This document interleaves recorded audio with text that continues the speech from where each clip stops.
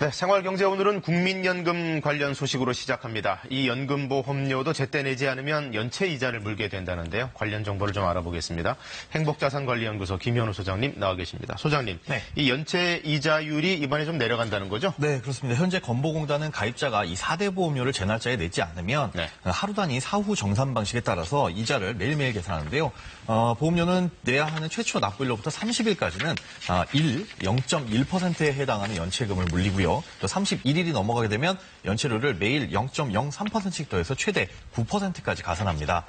이걸 30일 기준 월급리로 생각을 하면은 이 3% 정도인데요. 네. 법인세 연체율자율의 이 3배가 넘고요. 또 전기요금 월 1.5% 그리고 이동통신사 2%보다도 훨씬 높은 수치입니다. 이에 4대 보험료 통합징수기관인 건보공단이 이를 좀 낮추기로 했는데요.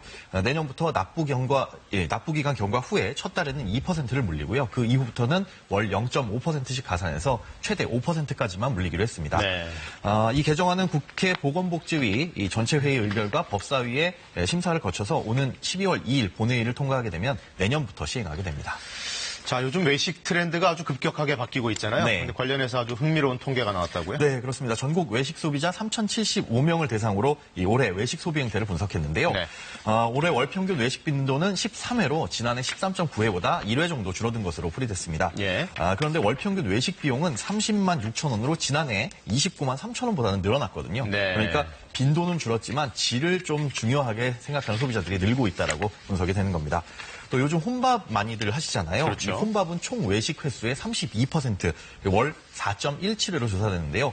이 비용도 지난해 38,928원에서 월 49,920원으로 한 만 원 이상 증가를 했다고 합니다. 예. 내년에 외식 경향도 발표했는데요. 이제는 이 레드오션과 블루오션을 넘어서 친환경 가치를 경쟁 요소로 삼는 이 그린오션, 그리고 주관적 만족을 중시한 나를 위한 소비, 이 바이미 포미, 또 SNS를 통해서 어떤 이 먹거리 콘텐츠를 종으면서 자연스럽게 이 마케팅도 이루어지는 이 멀티 스트리밍 소비가 보여질 것으로 생각이 되고요. 네. 또 마지막으로 이 편리미엄 외식이라는 게 증가할 것으로 생각이 되는데요. 1인 외식과 배달 등의 증가로 편리함과 또 프리미엄을 동시에 추구하는 소비 형태를 뜻한다고 합니다. 네, 다음 소식입니다. 치과에서 뽑은 금리, 이거 어떻게 처리할지 고민인 분들을 위해서 또 정보를 준비해 오셨다고요? 네, 이 가져올 수도 있고 팔 수도 있습니다. 네. 저도 사실 연초에 크라운 하나 팔았더니 한 4만 원 넘게 받았는데요. 예. 이걸 그냥 함부로 갖고 올 수는 없고요. 깨끗이 세척한 후에 적출물 인수 동의서라는 걸 작성해야 됩니다.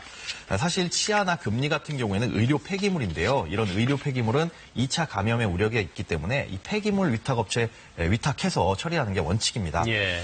그러나 폐기물관리법 시행 규칙에 따르면 이 본인이 원하면 이런 인체 조직물은 가져갈 수가 있거든요. 적출물 인수 동의서를 작성하고 본인이 가져가서 처리를 할 수가 있습니다.